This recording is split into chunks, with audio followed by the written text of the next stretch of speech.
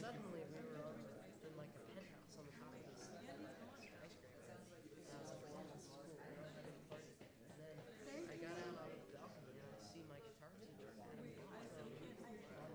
another building at the top of the building. He's just chilling.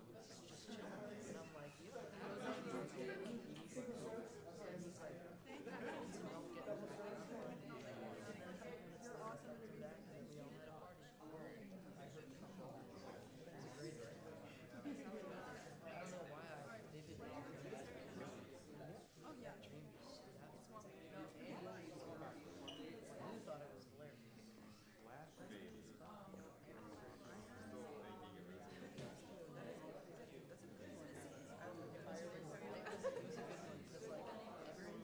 Everyone was having a good time. Last semester? Yeah, I could not. Really good. That was my real life. I was like, hell yeah. I did have a really dream once though that I went to school, did the entire school day, and then it was basically like it was just a 6-day trip. You just did it. Hey, man. Hey, Josh. And all of the teachers decided that we were going to switch flavors. Oh, wait, that's scary. We know we got all these more stuff.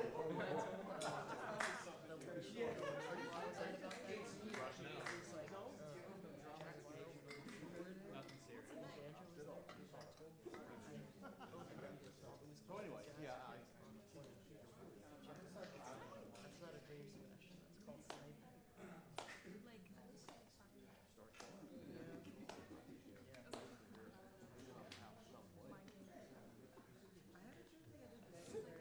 sniping. I went to my best friend's house, but she wasn't there, and their mom wasn't there. It was just their dad there, and he was eating macaroni and cheese with Tupperware container. And then he was like, want some mac and cheese? And he had me some mac and cheese. And then he started putting away the dishes. I was super enthusiastic. What have you been up to, Dale? And he was like, oh, I've done everything. that's really good. Like, are we like, I was like, cool. And then I just like had Twizzlers. Like, I had five. But they were, she was like, and then he was like, hey, can I get one of them? Thank you for your, I was like, for sure. thank you for your cheese. And he started playing the Twizzler like a blue. He started playing it like a blue. And he started playing Check, check, check. Mic, check. my best friend's dad is so cool. Hey, Mike. Oh, I found you. I bet other people are jealous about your name being Mike. I could see that. Like, nobody says my name, right? Nobody says Kate check, Kate check. It's actually kind of nice for the sibilance of the thing. All right, as we have people kind of streaming in here, find a seat. Welcome, welcome. Hello, Popcom. You guys. Hello, Popcom. Thank you. I'm trying to like represent. We have guests here, y'all. Like, make us look good. Jeez, oh Pete. All right.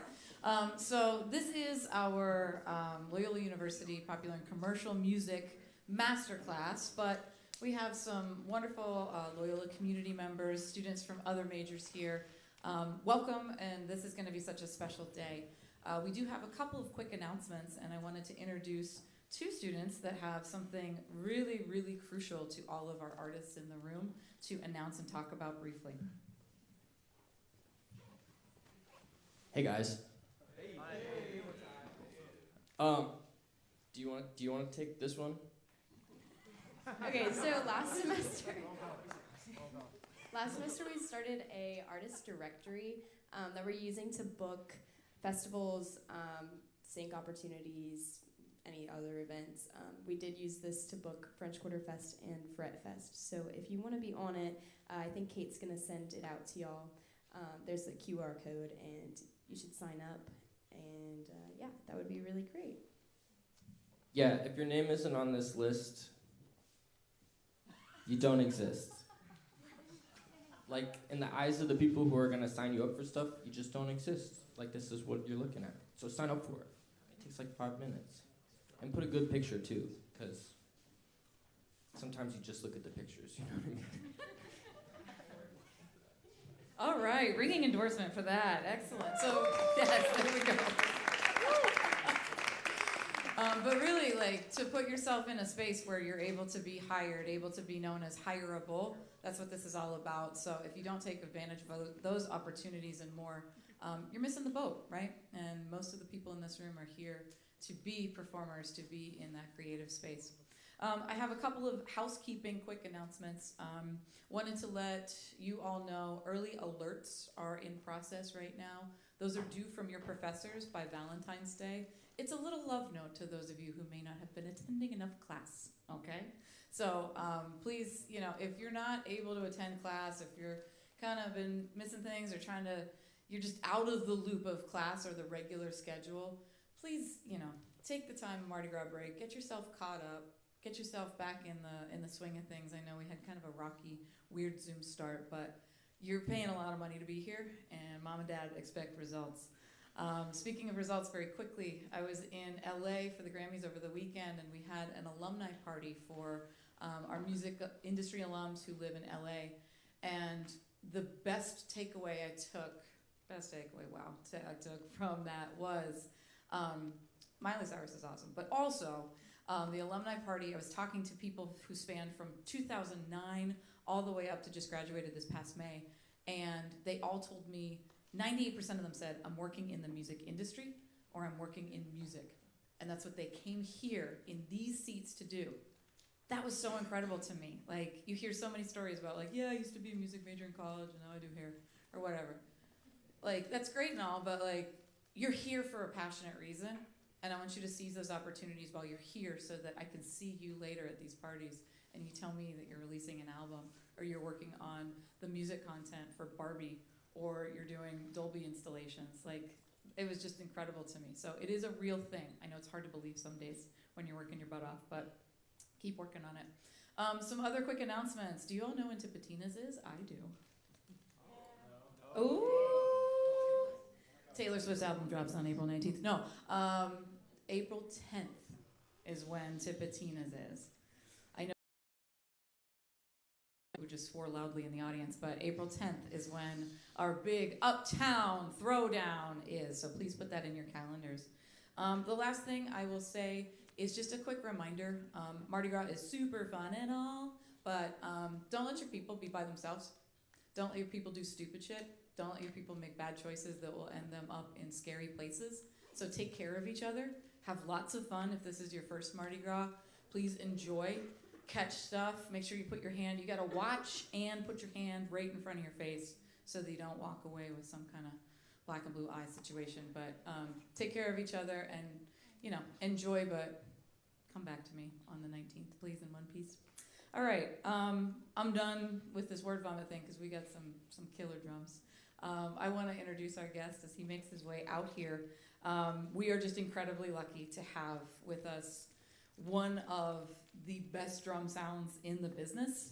Sonny Emory has been gracious enough to join us for time today to talk about drumming, talk about life on the road, talk about songwriting, talk about his career. Let's name a few here. We got Eric Clapton that he's played with, Earth, Wind, and Fire. We have all of these incredible acts that he has been that sound behind, and I'm just so excited to announce Mr. Sonny Emory.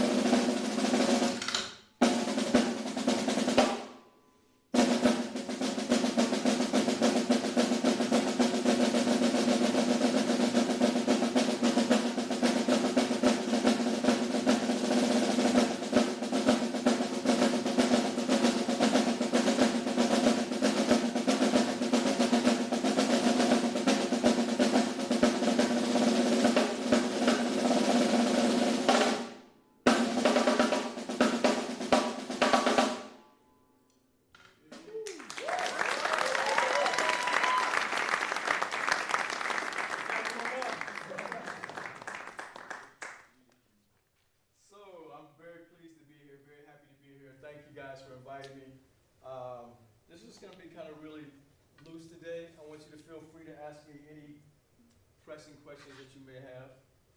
And I just want to say a couple of things before I sit down and play.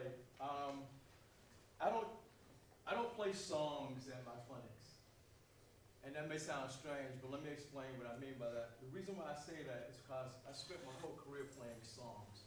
So when I do clinics, this is my time to experiment and to just be a drummer. And I just love playing on top of tracks and experimenting with different colors and textures. And so I'm gonna play a couple of tracks possibly today, but that's my whole concept. When I do these, I like to have fun. I like to be able to really express myself musically on the drum set. So here we go. Let's see what we got. Start with this.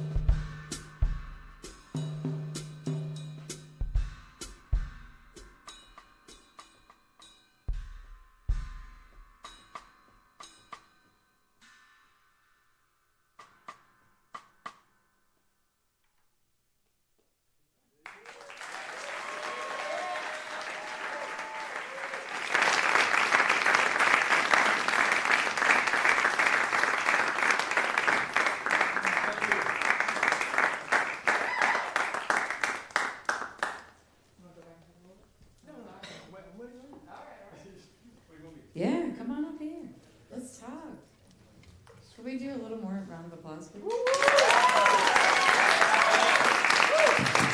Thank you.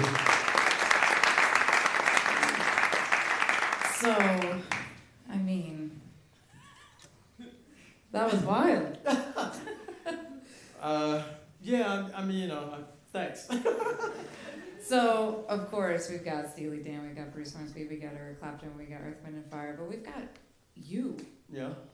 You are that sound. You are that driving sound in so much of that landscape.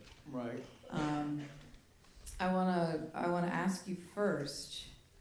This does not just happen, right? This is This is No. a result of many years of study and preparation. yeah. And I had very supportive parents. Both of my parents were artists. My dad was a musician, and my mom was too. And she was a graphic artist. So I grew up in a very musical household, you Right. know, and I started, the story has it, my mom tells me that the day Dad brought me home from the hospital, he shoved my bassinet right up against the old record player consoles, the old ones, floor models, shoved it right up and had Kind of Blue playing, Miles Davis. Awesome. So I got a full dose of Jimmy Cobb like the first day on the planet. And Miles and Paul Chambers and Wynton Kelly and, just the jazz greats. That's the prescription for First Day on Earth. So that's great. But truly, this is the result of being at the intersection of preparedness and opportunity. Yeah, right? exactly. So I know we were talking a little bit about your undergraduate experience of being classical and jazz major. Yeah. But take us from that moment and into how you put yourself in the spaces where something like an audition or something like Let Me Play For You. Well, Tell us about that. I grew up playing in the school bands, and so fast forward, I was in the high school marching band and jazz band, stage band. And my dad already had a relationship with, the principal percussionist at Georgia State, Jack Bell. So when I became a senior and started looking for colleges, I was telling you earlier, I had a full ride to University of Michigan, full ride to Berkeley, all these schools, and but I was working, I was as a teenager, I was working like crazy. I was playing in my dad's band. I was playing clubs when I was 7 or 8 years old. So when I hit high school, I was instead of going out partying with all my friends, I was at some club playing, And so that led me to studying at Georgia State. I ended up studying at Georgia State and, on the same track as a lot of you guys and ladies are now. And, playing out, and I mentioned this to you earlier, what you get here is very important. I watched, which ensemble did I see today? The Afro-Cuban, Yeah, I listened to you guys for a little while, and I was telling Kate how when I was in that seat, the only thing on my mind was, okay, what am I doing tonight? I got to get out of this class. Not really understanding how important it was that we were sight reading 10 or 12 charts a day.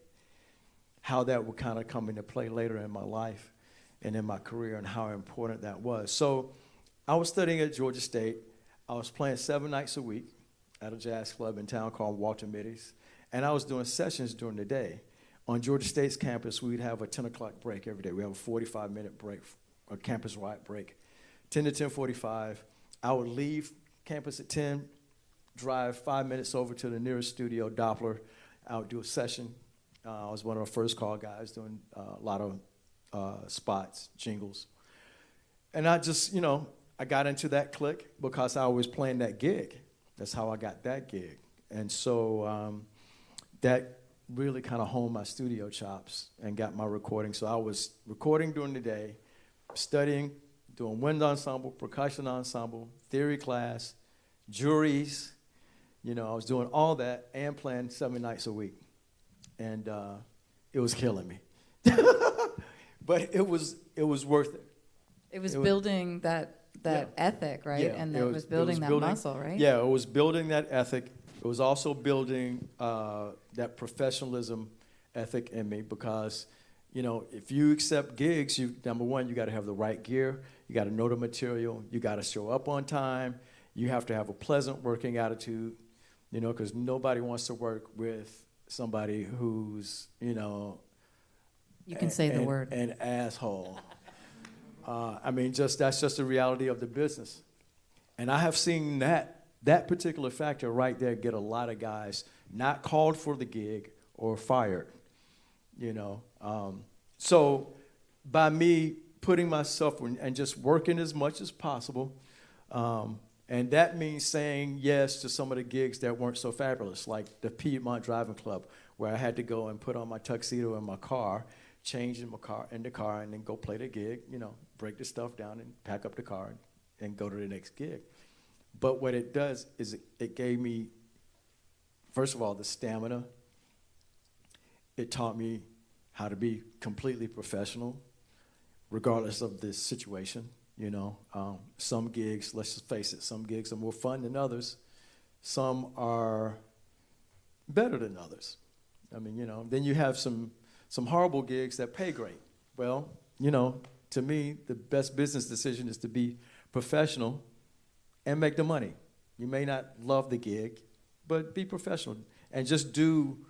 My mom and dad always, and Jack Bell, they always instilled in me to just honor your word. Like if you tell somebody you're going to do the gig and a better paying gig comes up, don't cancel on that person that you told is going to do the gig, because you never know.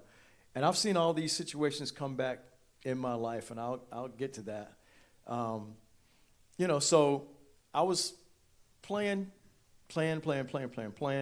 and as you do that, you start to develop a reputation amongst your peers, and then people start talking about you, and your name starts to get out there. And that's what happened with me. And then there was a Georgia State Percussion Day where Louis Belson, Ndugu Chancellor, and a couple of other, I think Vic Firth, they all came to the school. They were all doing clinics. Well, Louis Belson got sick. So Jack Bell, my instructor, said, hey, I got a student who could possibly play a solo slide in this program if you wanted me to ask him. And I ended up playing the slide, and I landed my first endorsement that night because it was Remo sponsored. I met Remo Belli that night, and he signed me on the spot. That's And, incredible. Yeah. So you just never know where the opportunity is going to come, so just right quick, while it's on the forefront of my mind, I had a situation, and this is, I'm harking back to the commitment piece. If you tell somebody you're going to do something, to do it. So I get a phone call, and it's Bette Midler. And she asked me if I would do the next tour, because I'd already been working with her. And I was like, yeah, I'm good. I'm wide open, So she's like, all right, great. I hang up the phone. And literally within 10 minutes, I get another call from Michael Bearden, who at the time was Madonna's MD. And at that time, Madonna was red hot. I mean, paying like through the roof. And Mike says, hey, man, I got this gig. You want to do the Madonna gig? And I was like, yeah, I want to do it, but I can't do it. So I had to turn it down. And it broke my heart, but I just had to let it go. But a year and a half later, he called me back and said, hey, I'm doing J-Lo. Can you do it?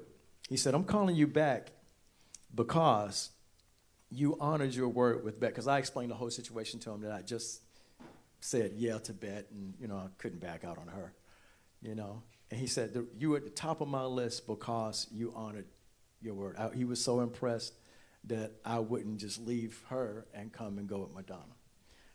I mean, that's personal excellence, right? That's setting a standard for how you show up in a moment. Exactly. How you show up to other people that are counting on you. Right. And what you contribute. And that standard, right. That's the only thing you can control is really your own standards for yourself. And that speaks louder than words. I mean, when your reputation, when people speak of you, you want them to speak highly of you. And so, when you make decisions like that, it helps your whole situation, basically. Yeah, I don't think, as a young age, you realize how many factors go into booking someone or trusting someone to be on a record with you. Watching them behave. It's like, man, are you going to act like that on the gig with me? Yeah. No, thank you. Yeah.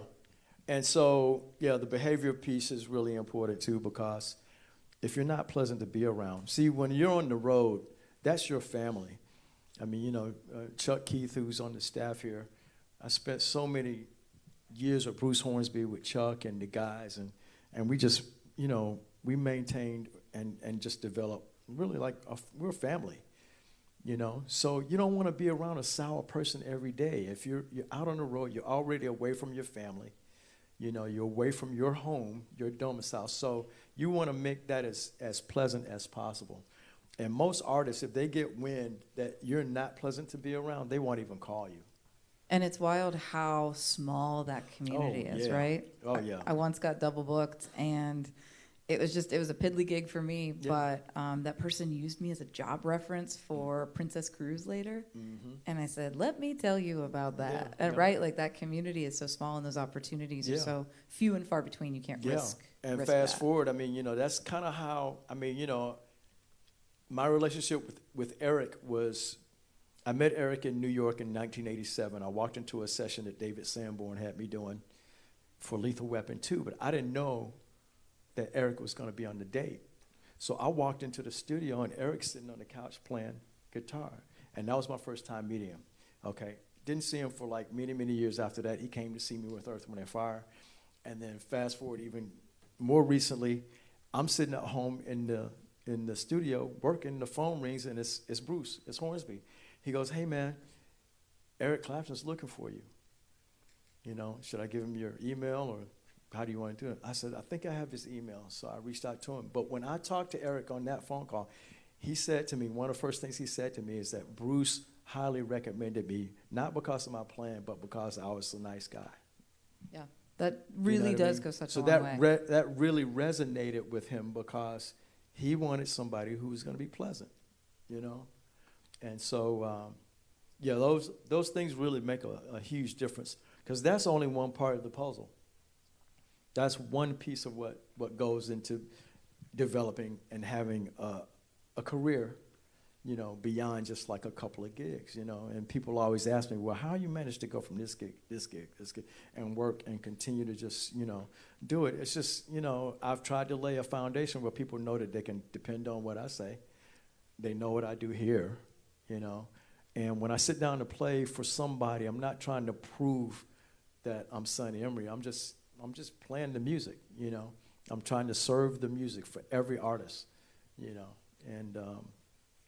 And with Bruce, I mean, we had 200 plus songs to learn, you know, and you had to go deep, because there's no set list with Bruce. I heard he likes to Yeah. kind of reinvent the wheel, right? Every Man, night. Every night. Yeah, every night he's trying to look for a different thing. And it wasn't until after I was completely out of the situation that I completely just was blown away at the result of his approach. Because now I look back at, you know, films of us and listen to tapes, and I go, man, it's crazy. How do we get from this to this thing? But it's so interesting, you know. So, I mean, you know, you just have to be flexible. You got to be willing to put the work in on the front end so you can have some fun. I mean, you know, you can't go into Bruce's gig having any kind of set anything in your mind. You know, you see, Chuck and I were just laughing about that earlier. You know, just a tiny little twitch from him means something, you know, and one guy jump on it, before you know it, the whole band's on it, you know, so it becomes a thing. And if you miss that, he gets uptight. I mean, it's his product, right? Yeah. At the end of the day, and Right. you're all working to serve the music. Right. But that readiness comes Mhm. both in the preparation, but also just the looseness of like, all right, Yeah. Where do we have to go It's at this flexible, moment? man. It ebbs and flows, you know, and that really keeps it interesting for us. I mean, I had a little bit of a hard time with it. I'm going to be really honest when I first started, because I had come out of situations where, okay, you got a set list, and it is what it is. Earth, Wind & Fire was a flexible situation, because Maurice at heart was truly a jazz musician. You know, he played with Ramsey Lewis for years. And so Maurice would do things like this to us. He'd come in the dressing room and go, okay, Magic Mind, 8 bars before the trumpet solo, I want you guys to play this lick. And he would bring in Morris Pleasure, MD, and Morris would play some ridiculous lick. And we go, what? we supposed to play that tonight? He said, yeah, 8 bars before, and he walks out of the room, and he expects it to be there when we hit the stage. So he would throw us curveballs like that, you know what I mean? But Bruce's thing was a total, it was a total curveball. You just never knew where we were going to end up, where we were going to start and where we were going to finish. Nobody knows. Yeah, and mentally, personally, mentally, musically, you have to be in that moment. Mm-hmm. I want to switch gears a little bit and just talk about how you build yourself to sustain during a tour. Like knowing you're going out, Mm-hmm. what are some things that are going through your head as you prepare? Like, all right, I'm going on the road for X amount Well, yeah, the first thing is I need to be physically fit. And that's something that is very important to me just personally, but it's uber important when you're sitting behind the kit. With Earth, Wind & Fire, the shows were like 2.5 hours. Mm-hmm. And it was high intensity the whole time. And then maybe 3/4 of the way of that 2.5 hours, I had to play a solo. And they would all leave the stage. You know, so the first thing for me was to be physically fit, be mentally fit, and prepare for the gig. Know the material. You know it as well as you could possibly know it. Because inevitably, it's going to change. The artist is going to come in and want to change something. So you're going to have something new to acquire. So if you don't have the old stuff already, you're just going to find yourself bogged down. So I go through a process where if I know I'm, going to be touring and about to do a long haul on the road, it starts with me by hitting the gym. I've been studying yoga now for about 30 years. And that helps my wind and stamina behind the kit, It gives me mental clarity and focus. And then, other than those things, that's pretty much, that's the crux of it for me. If I feel really good every night, because I'm the driving force, there's no, I'm driving the bandwagon, so to speak, and if the engine starts to sputter, a quick story about that. When I got the Cameo gig when I was 17, and I hadn't quite developed my workout regimen yet. I was toying around with it, but I wasn't serious. I was a teenager. I was still hanging out, I was partying, and So I got the gig with Cameo, and the first gig we did was in Macon, Georgia. Went down to Macon, played the gig, had a great time. Larry Blackman is really hard on drummers, period, because he's a drummer, and he wants it how he wants it. So I got through the first gig. He was pleased. It was all gravy, okay? So the next leg, so we had maybe like 3 days off before we took off, and we went to Denver. And we played this club in Denver. And I'm not kidding you, a song and a half into the set with Cameo, I was sucking wind. I hadn't been working out. That's that altitude, man. I was hanging out. I was drinking. I was partying. I had no gas. And every 2 seconds, I was asking the tech, I need water. I need water. And so finally, Larry comes over, and he sees this, right? So he comes and stands right in front of the drums and points at the tech and says, don't give him any more fucking water. Get out of here. Don't give him anything else. So the tech leaves, and I'm just out there. I'm just sucking wind the whole time, man. I barely made it through that gig. So that was a good that lesson was a at great an early age. Man, I got that lesson. I got home. I started running. I was like, you know what? I can't do this because I got to be prepared, man. I've worked too hard, and all of you guys are working too hard with what you're doing now to get to that next level. So you don't want to get to that next level and then bomb because you're out of shape. So you got to take care of your body. It really does drive things. We did an exercise in class that was just a journal exercise of like, how much sleep do you get? What are your eating habits? Right. Like what time of day? Yeah. And I remember reading a student just had a light bulb moment of like, oh, I have pasta at 4 a.m. every day, and I felt like garbage. And now I'm realizing why. Verdine White, the bassist for Earth, Wind & Fire, used to come to me and say, hey, man, I don't understand why cats just don't get it. All you have to do is go to bed. You hear that? All you have to do How is simple is that? go to bed.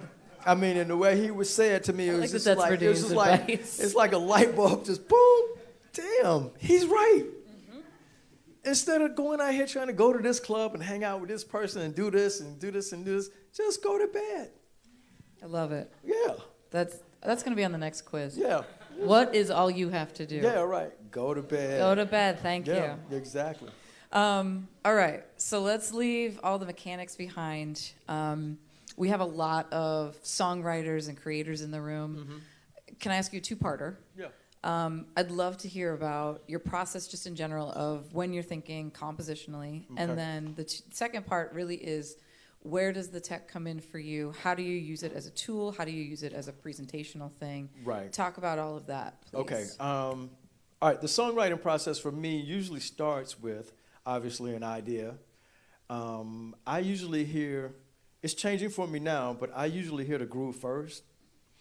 And I usually hear the groove and harmonies first. So I will program a little something on my MPC, just to kind of a skeleton of the feel of the song. And then I'll sit down at the piano and start plugging out and the changes and trying Sorry, you'll sit down at the what again? piano. Oh, I see. Continue, So thank for all you. you drummers, get behind that keyboard, man, and start playing, learn chord structure so that you can create songs and compose. That's the only way to really do it. And so it starts there for me.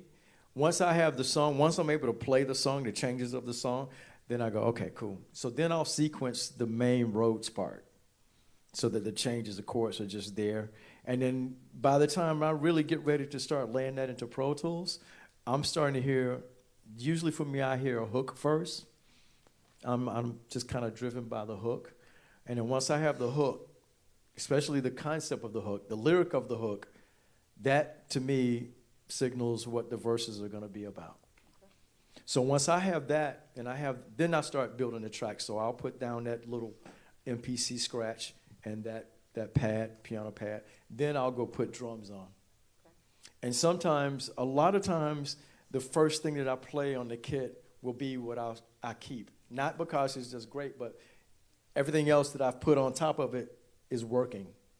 And you know, I don't feel like it's necessary to go back and correct every little thing. If I make a little hiccup here or something here, I'm not that concerned with it. I like a little trash in my tracks, you know. If that It gets makes, weird if makes, it's like 290 degrees. Yeah, It gets yeah, weird, nah, right? Nah. Yeah, I don't like that. I like for it to have some funk to it, some sloppy to it. You know what I mean?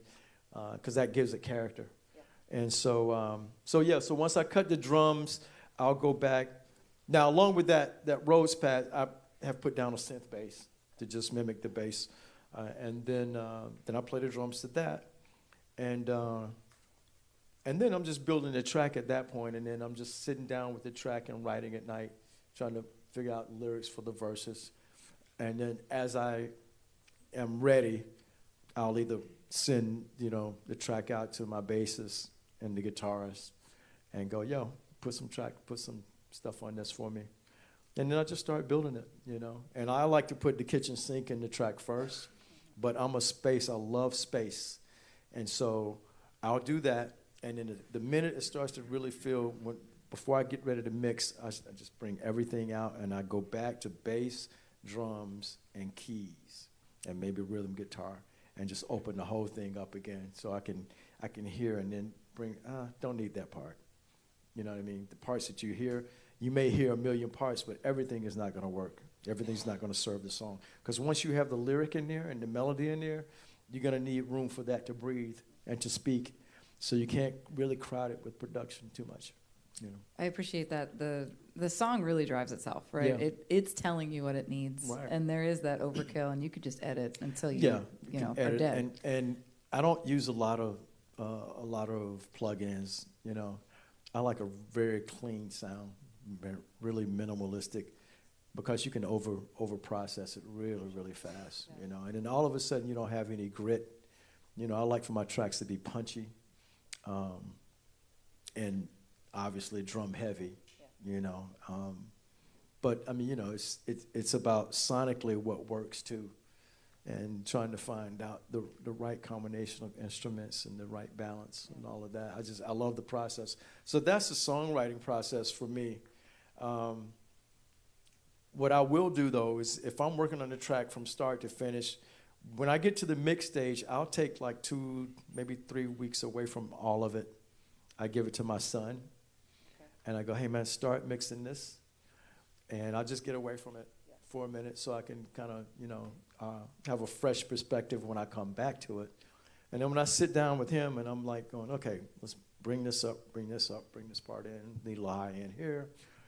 I have a better perspective of what's happening. And I can get through it faster, but have what I need at the end of the process. Because if you cut all these beautiful tracks, the tracks are happening, and you get to the mix stage, you can blow it in the mix stage. Absolutely. Yeah, you know. got to defrag. They don't know what that Yeah, means, but you got to you defrag can- a little you bit, can- right? Yeah. All this time that you've put in, you can really blow it at the mix stage if you're not very careful about, what you're doing. Yeah. And you got to kind of leave your ego at the door too, because I'll get away from it, and I'll send it to a couple of friends who I trust, great musicians that have great ears, and go, what do you think about this mix? How's it hitting you, and not have any kind of, ego tied to it or feelings tied to it or whatever, Yeah. So you just got to be able to be objective. Yeah. I mean, it does really kind of ask you to put the ego, the you-ness aside, Yeah, so that you can let that song. Yeah, exactly. Because you want the product to be as good as it can possibly be. And what was the second half? Well, I mean, you answered it Yeah. really. Well, the tech for me too, like in the studio, obviously I'm using Pro Tools and Logic. I like using the computers live. I mean, I've done plenty of gigs where the box has been rocking. I've had to play to a click. I love that. We did that with Earth, Wind & Fire. I mean, it's just beautiful here, all those gorgeous strings and everything, and full production like that, I think it can be done where there's a balance between the box and, real guys playing, But to me, I just like that. I like the guys playing, And for the last 6 years now with Clapton, obviously there's no computer or anything going. And I love that as well, So, because it's, great guys in the band. So if you get the band on the right page, it all feels great. It sounds nice and big, and all the parts are covered. So Yeah, that magic of like just the humans tech making- the tech can be used in a positive way, but it can also be abused, or it can also, let me just say, cover up the natural talent of the musicians if it's used in the wrong way. I get I mean, that. some people need all of that stuff, you know what I mean? But I think if you got a good core group or rhythm section that's really happening, that to me beats anything else, So I'm going to ask one more question, then I'll stop being selfish about opening up the question bank from, I know, some eager drummers in there. Talk about just really quickly, where did your lyricism come from? Like, where did you hone that skill? Ooh, I think just listening to like great singers. Like my mom was a singer, and she was a writer as well. But just really studying great singers. I mean, I was in Earth, Wind & Fire for 13 years, so I was around Philip Bailey, Maurice White. I did Bette Midler for 20 years. And had been in the studio with her. I did a lot of work with Nile Rodgers early on, too.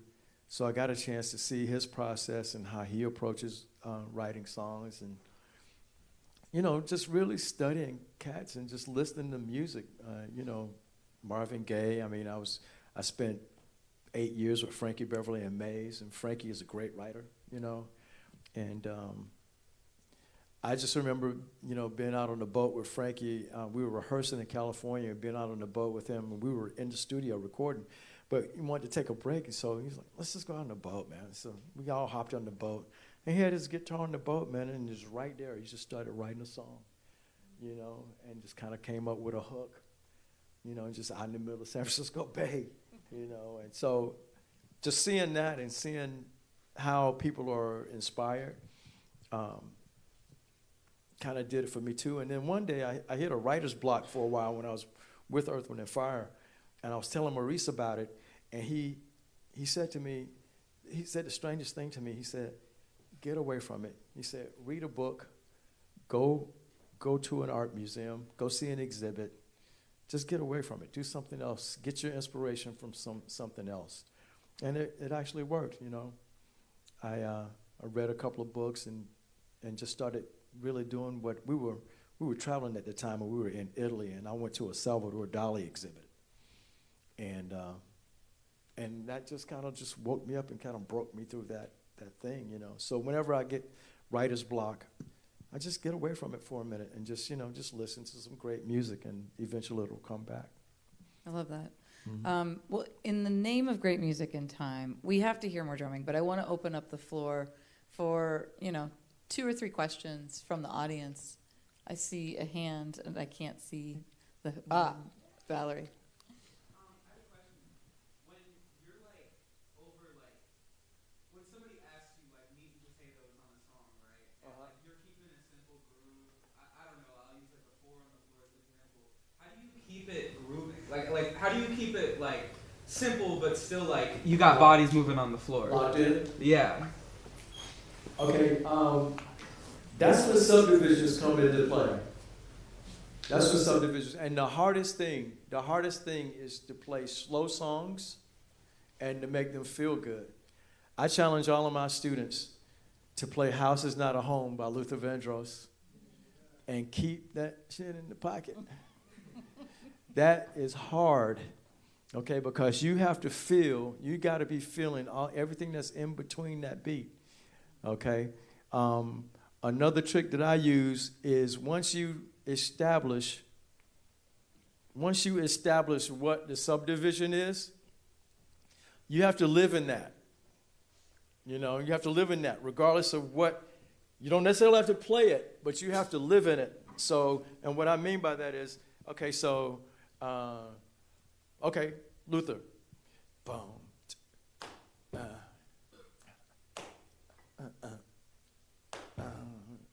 right?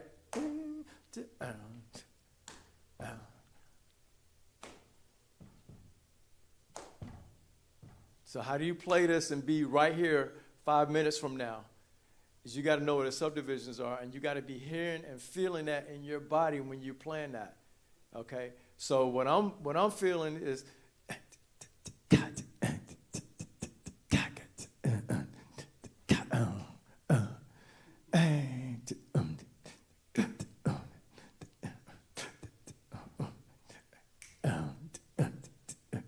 so you just got to practice it. You just have to really practice it. You know?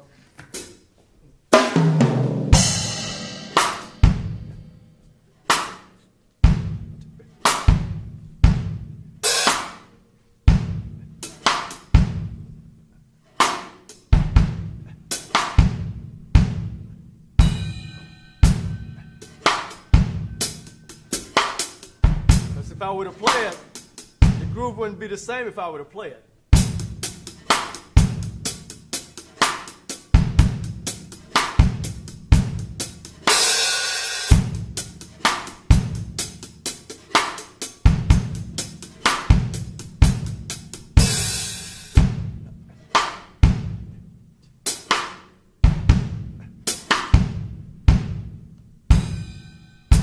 So it makes a big difference if you can hold that without playing it. You know, but you got to acknowledge and you got to know what that subdivision is and the feel of that. You know, and like every groove has a certain lope to it, and I make all my students. Sometimes I'll just play a song for them and have them identify what that and sing to me. What's the lope of this song? Like, what's one of your favorite songs? Okay, let's take. I got you. Big Papa.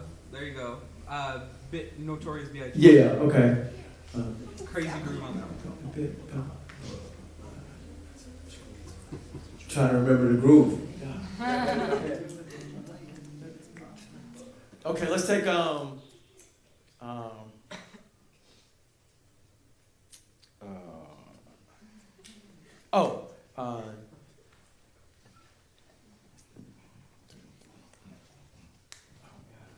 man, can't get the song out. The Meters. You know that one? That's another one. Yeah, I'm trying to think. Oh, I know what it was. Okay, Buster. Yeah. Okay, dum come. Yeah. Dum come. Bum bum bum come. So right away, what I'm cueing on is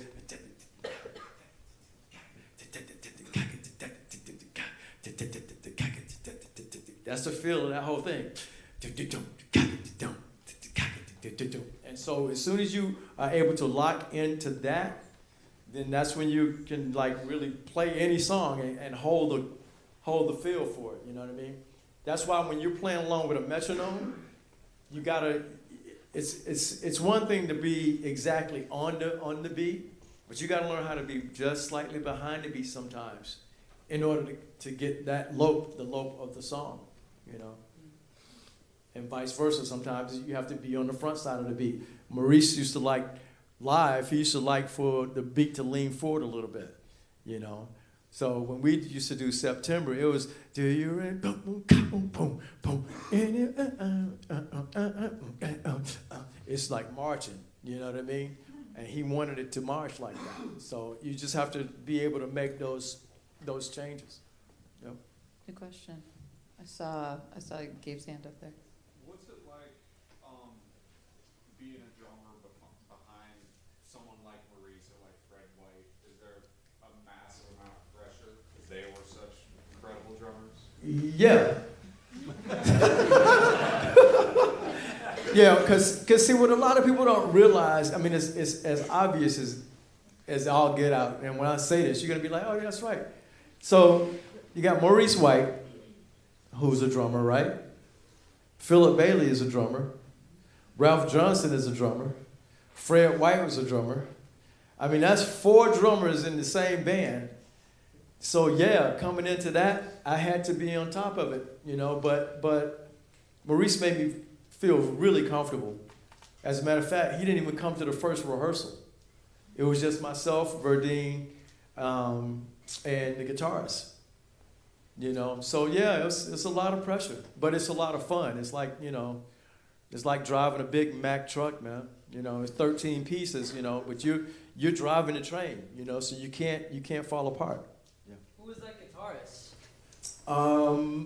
Sheldon Reynolds, and when I first started, a guy named Richard Smith was playing second guitar. Yeah. And then my friend from Atlanta, Vance Taylor, was playing keys. I see my last drummer question, and I want to get you back on the kids. I got 2 pretty quick ones. So one, at the very beginning when you were on that snare drum, I noticed that your dynamics are astounding. And when you're doing a press roll towards the top rim of the snare, Right. it almost sounds like a hissing sound. Right. So I was wondering, could you break down like what you're doing to like practice dynamics and buzz rolls? Yeah. Like Okay. So first of all, we were talking about this earlier. Conceptually, for me, dynamics is a wide range. It goes from like here and everything in between. Okay? So think of it as a tool. That's a tool. I mean, you can play I did it. You can play the exact same thing. If you play it right here and then you play it like this, that's 2 totally different statements. And they feel different. Okay? So that's the dynamic thing. And I try to make sure to incorporate that a lot because it just makes the drum solos a lot more musical. I'm getting out of your way, dude. You do your thing. Oh no, Go ahead. We want you to. I'm just gonna demonstrate one more thing. They don't want to hear me talk. They want to hear you play. So when doing a buzz roll, the closer the sticks are together, the more centralized the sound is going to be. Basically, the more centered the sound is going to be. Okay, one source. If you move your hands out here, you have 2 sources, and you can clearly hear the difference, you know? Let's do out here.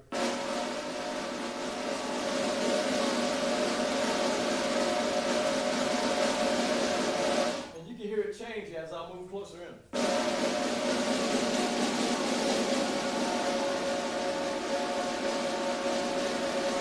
That's a much more focused sound. And so I kind of developed that. I studied out of Podimsky's symphonic method. And then my instructor was pretty big on that because he was, you know, obviously classical music, and that's kind of a technique, but that's how you get it to be kind of silky smooth. Yeah, sure. No more questions? I got One more? questions also. That's great. Favorite artist you played with or band, Ooh, and why? that's kind of hard, dude. That's kind of hard because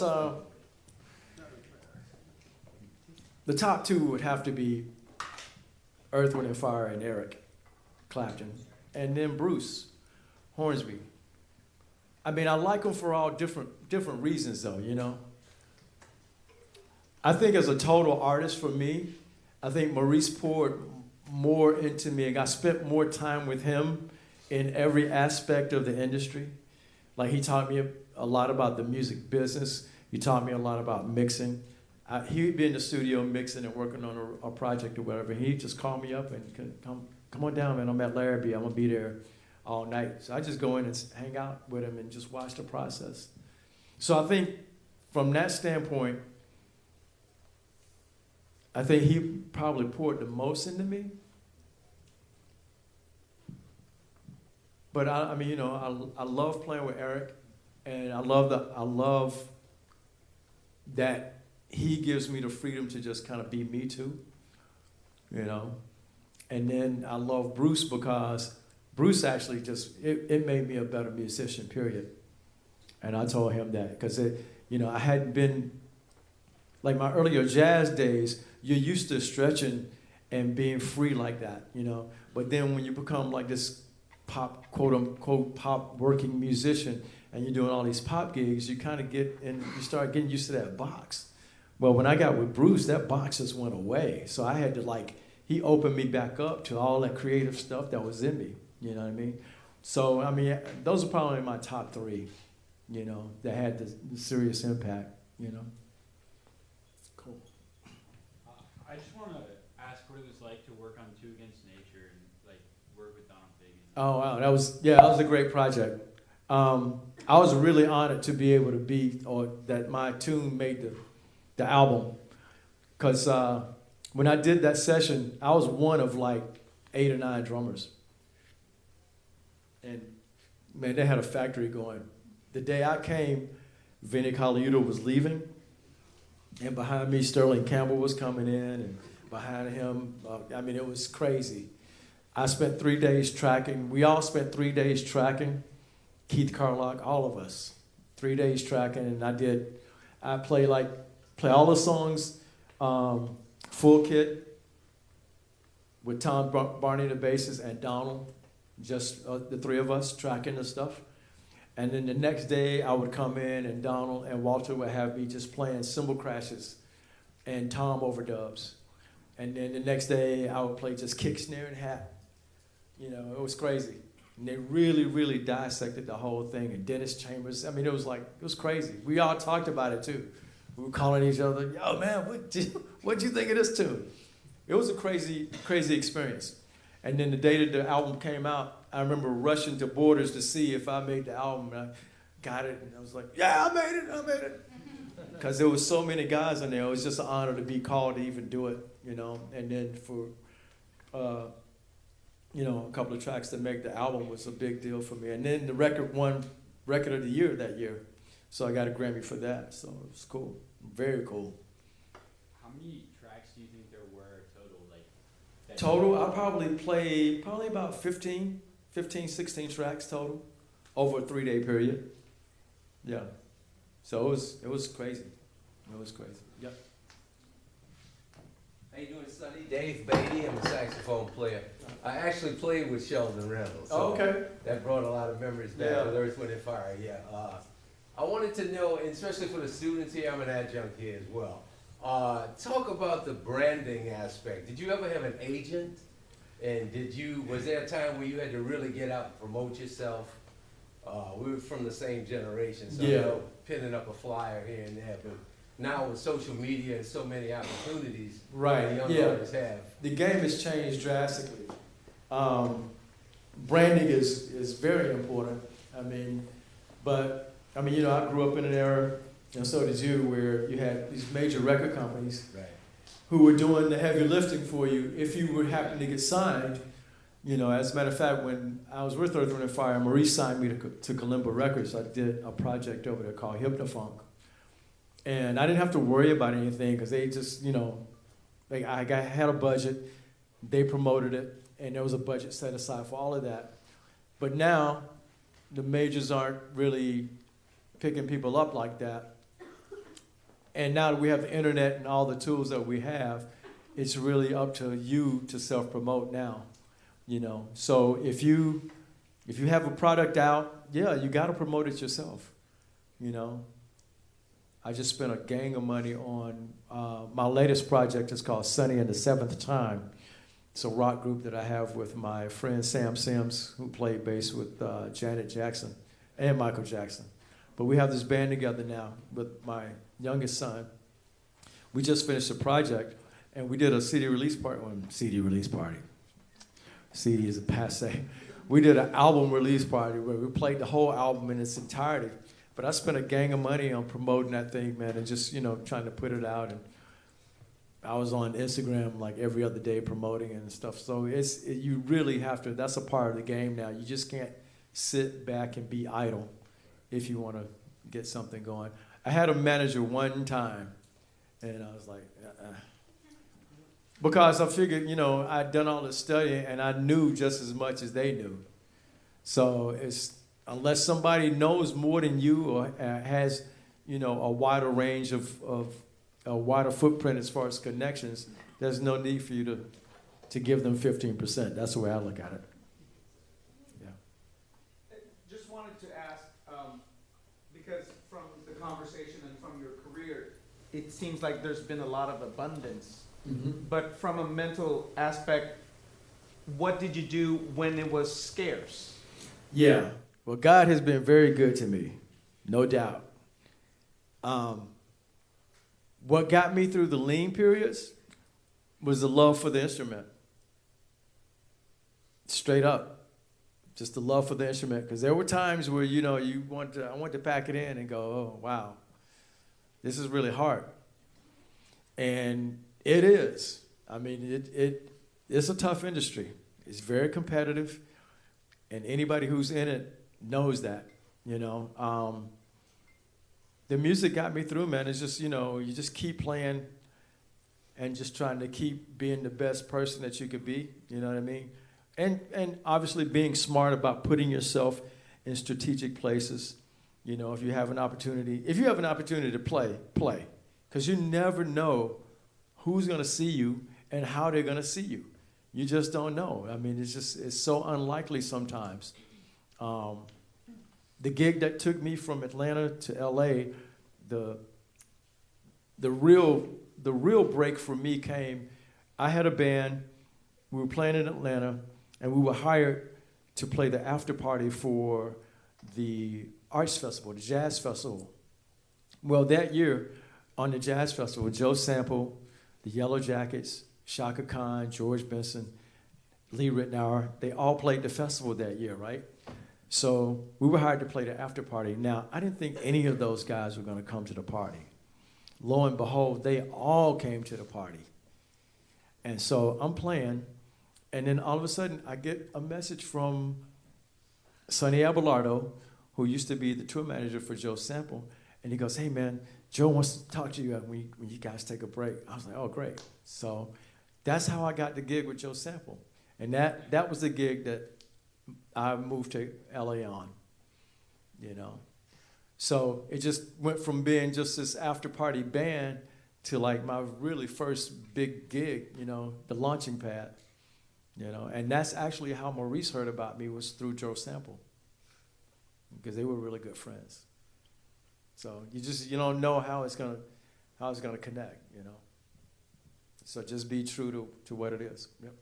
So you worked with a lot of artists and bands, but you've also worked with a lot of producers. Mm-hmm. What do you look for in a producer? Like, what do you like to see in them when they're... I like a producer who will let me be Sonny. Because when I produce, I get the guys, I hire the right guys. That's the mark of a great producer. You got to be able to hire the right guys. The right guys will give you what you need to complete the puzzle, you know. So as a player, if I go into a session, and I don't mind playing what guys want me to play. That's not what I'm saying. But if if I'm going in and you're asking me to play something that's so unnatural and so not me, then, I mean, if you want Keith Carlock, then you should call Keith. If you want Terry Bozier, you should call Terry. You know what I mean? So I'm assuming when I walk into a date that people know who I am, or they're familiar with my playing enough to go, okay, we want Sonny Emory on this track or whatever, you know. And usually that's kind of how it's been for me, you know, and then they just kind of let me do my thing, you know. I don't try to force my will either. If they want a track played a certain way, then I'm going to try to give them what they want, you know. Yeah. So, I mean, you know, I just look for a guy who's going to just kind of have fun with the process and not make it a drag, you know. I hate to say it, All y'all. We've hit our class time mark. I just want to ask, can we give him a round of applause? Thanks, guys. We appreciate so much of your wisdom and so much of your time. Thanks for inviting me. It's just been such a treat. I think we'll have a minute or two if you had a burning question that you needed to ask, but I know we've got our sign-out sheets for those who are here to get class credit. And again, thank you, Sonny. Okay. Thank you. Thank you, guys.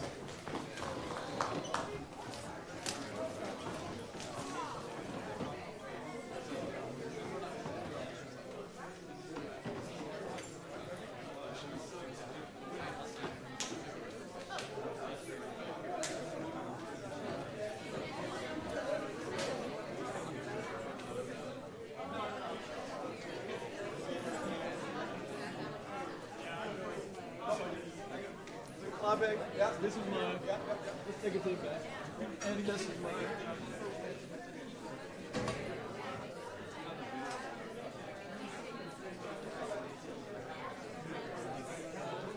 Yeah. Yeah. What you know about that?